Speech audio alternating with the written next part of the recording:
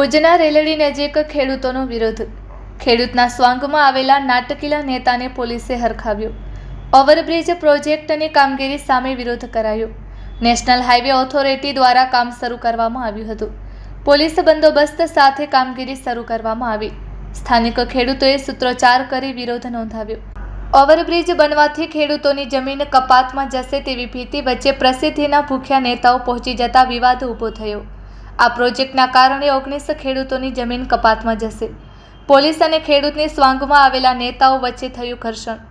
અમુક નેતાઓએ પોતાની રીતે મોરચો બનાવી વિરોધ કરવા સંગઠન ઊભું કર્યું અને ચોક્કસ સમયે વિરોધનો નાટકીલો કાર્યક્રમ ઊભું કર્યું।